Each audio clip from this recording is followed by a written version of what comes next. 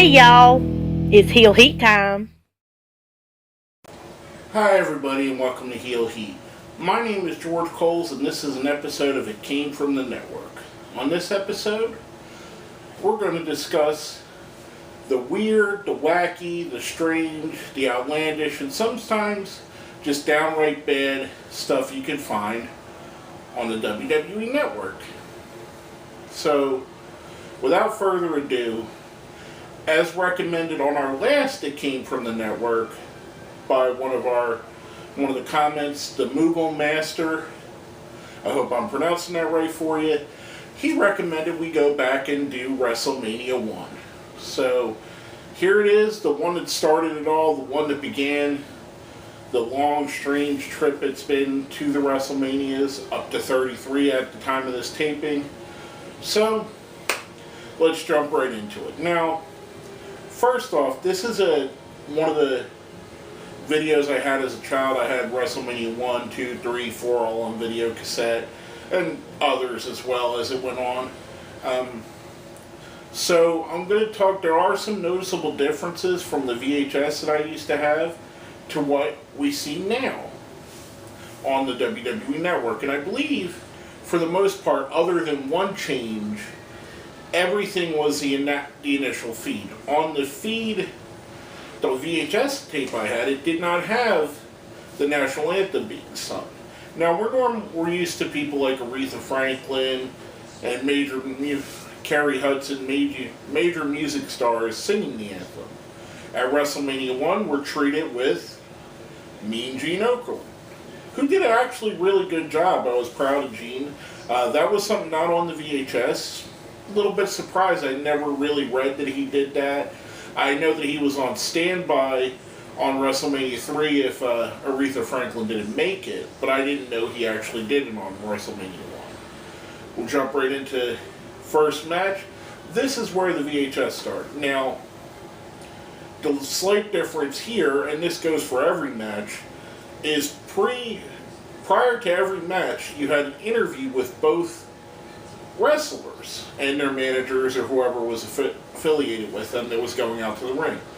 I actually thoroughly enjoyed that approach. I wish that was something they did now and did less of video package, more of give us a little quick backstage 30-second interview right before they go out to the ring. First up, we have Tito Santana versus the Executioner, who would later go on to be Playboy Buddy Rose. This was a good, solid opening match. Tito was the guy that they were looking to push. It took a little bit away, after praising the interviews, it took a little bit away that Santana was talking about a feud with Greg Valentine instead of talking about the threat he has with the Executioner. I don't think they quite dialed in what WrestleMania was and how special it was going to be, and they just were taking it as another show. So I'll forgive him for that. A good opening match, not great. We would see much better from Santana and Rose later in their careers. Santana kind of obviously picks up the win. Next up we have Special Delivery Jones versus King Kong Bundy with Jimmy the Mouth of the South Heart. One of those things that a lot of people don't quite remember was Jimmy was Bundy's first manager in the WWE. This is the famous match that goes 9 seconds, but it's actually more around 20-25 seconds. Bundy squashes SD, hits him with the splash, gets the pin. Not much really to write home about. Again, they were trying to break a record for fastest match. They said it was 9 seconds. Like I said, if you watch from bell to bell to the last time the hand comes down, it's more like 20-25 seconds. But who's really counting? Next up, we had probably, in my opinion, one of the really good matches of the night. Matt Bourne versus Ricky Steamboat. He wasn't yet Ricky the Dragon Steamboat, wasn't monikered yet. He had actually just debuted in the company less than 2 months before this, so this was really his coming out party. And Matt Bourne, a solid wrestler, he would go on to later be known as Doink. Never quite got his credit. I thought this was a good match. I thought this was a good way to let a babyface and Steamboat get a big win early on in his career. I enjoyed what they did. I think it was a solid match, like I said. Probably one of my favorites on the card, and one of the ones that actually still kind of holds up to this day. Now, next up, we have Brutus Beefcake, pre-Barber era, with his manager Johnny Valiant, versus David Sammartino with his father, Bruno Sammartino. This match, probably my least favorite on the whole card. Not really a great match. It breaks down when Valiant and Bruno both get involved, ends up in a double disqualification. Not really a fan of it, not really a fan of either's work. Neither one of them were great in the ring or even very good at any point. I couldn't tell you any great Sammartino matches, and I really couldn't tell you any great Beefcake matches. He was in some great segments, but I wouldn't say any of his matches were great, in my opinion. Next up, we have Junkyard Dog versus Greg the Hammer Valentine, previously mentioned. Hammer picks up a win by cheating in this match, which we see get reversed when Tito Santana comes out. It ends up that Greg the Hammer Valentine just walks away. A decent match, one of those I would consider a filler match on the card. Not great, not terrible, good for its time. About what you would expect on a WWE show in the mid to late 80s. They would throw these in there. I mean, I'm not a fan of a schmoz on a major show, but as I talked about before, I don't think a lot of the wrestlers, and maybe even a lot of the people in the back, realized how big this show was going to be in the grand scheme of things. Next up, we have my favorite match of the night, and probably the biggest discretion from the WHS, in my opinion. We had Nikolai Volkov and the Iron Sheik with Classy Freddie Blassie facing the WWF Tag Team Champions at the time, Mike Rotundo and Barry Windham, with Captain Lou Albano. The difference here, they replaced Windham and Rotundo, who were known as the U.S. Express's music, which actually was real American. A lot of people kind of know that little tidbit. It was their song before Hogan's. They didn't last too much longer in the company. Hogan took it over after they left. But they replaced it with a generic music and gave Hogan Real American later when he came out. So that was a little bit of a weird thing, being used to watching it, the VHS version, and knowing that they came out to it still. All in all, a really good match. Probably, like I said with the Matt Bourne and Steamboat, this is probably the match that holds up best and probably could be most passable for a match on a pay-per-view today or a match at a Monday Night Raw or SmackDown. I enjoyed it. Sheik and Volkov pick up the win. I think they're one of those teams that are kind of underrated in the annals of history. I mean, they didn't have a huge long run, but they were successful and they got the heat that they were supposed to get. As heels, I thought they were a good tag team. They were definitely someone that, as watching as a kid, I took rather seriously. And I still enjoy their work. I still enjoyed this match 33 years later, 32 years later. It still, to me, was a good match. Next up, we have probably one of the more famous matches of the night. Big John Studd versus Andre the Giant. Studd has Bobby the Brain Heenan in his corner. This was Andre was a face. The match stipulations are, if one man could slam the other, proving they're the real giant, they would win $15,000, which was in a blue WWF duffel bag. Match goes on. It's kind of slow, a little bit prodding, kind of what you would expect from two guys of this size. Andre picks up the win when he slams Studd, gets the bunny, starts throwing it out to the crowd, which Heenan steals from him and runs away with.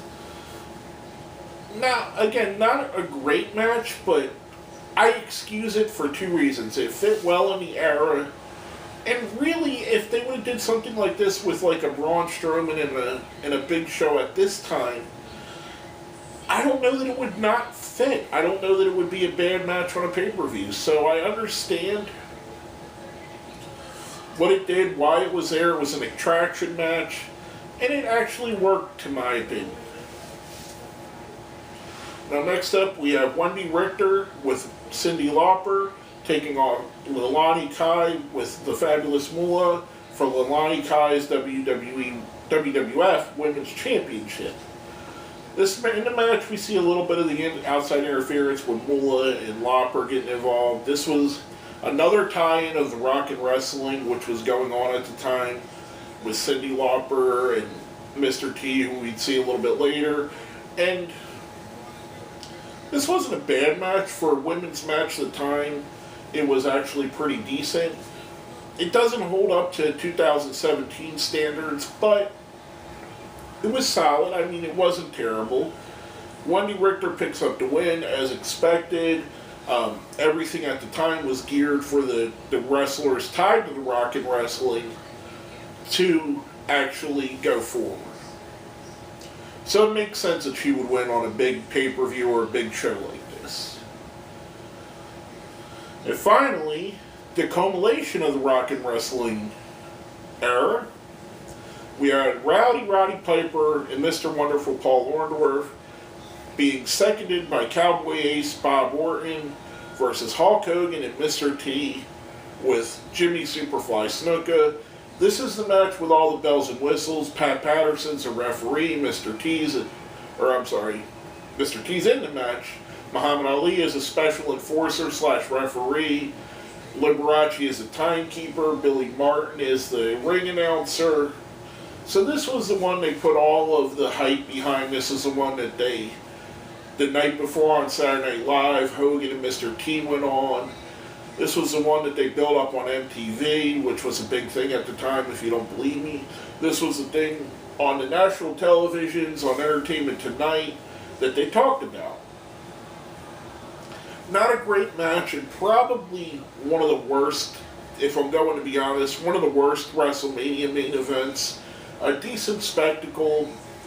Hogan and T pick up the win, where a miscue with Orton hits Piper in the head with his cast on accident. So we get to see the faces leave the show with a big win. No World Championship match, which I personally think Hogan versus Piper should have been a world title match with maybe Mr. T as his manager, but apples and oranges, and that's looking back in hindsight. It was what it was. It did what they expected. It brought viewers to the WWF. It brought that national exposure of Hogan being on the A-Team and Mr. T from the hottest show at the time, the A-Team, being on their show. It brought them into MTV. It brought them on to Entertainment Tonight. They got what they wanted with this, which is more than what you could ask for. Now, coming off of that, we're going to go into our rating system. Now, if you haven't seen the show before, we have a 1 to 5 scale. 1 being the worst, 5 being the best. 1 is a gobbledygooker, 2 is a renegade, 3 is a Hurricane Helms, 4 is a Goldust, and 5 is a King. I'm going to give this show a solid 3, a Hurricane Helms. Some good matches that I thoroughly enjoyed still. Sheik and Volkov versus Rotundo and Wyndham. Matt Bourne versus Ricky Steamboat. I enjoyed some matches that I liked for the value. Stud versus Andre. Bundy versus SD Jones. I liked them for their entertainment value. Some not so great matches. Some matches that haven't held up with the test of time. But it's a time capsule of, here was a regional company that was trying to break the mold and change what wrestling would be. And we know now that it succeeded, and WWE or WWF at the time has gone on to be synonymous with pro wrestling. But this could have been a huge failure. It wasn't. It was a major success. It spawned WrestleMania, the brand. It spawned so many things. So much of what we see today is directly from this pay-per-view, from this closed-circuit event, from this show. So, I can't really hate it. Like I said, there's a few things I really enjoyed, a few things I didn't, a few things that just got, with time, have eroded the style. I mean, we're talking 32 years difference. If you go back and watch, I challenge you to compare this to any sport. If you watch a basketball game from 1985, the style of play is going to be a lot different than it is now. If you watch a hockey game, a football game, a baseball game, well, baseball might be the exception.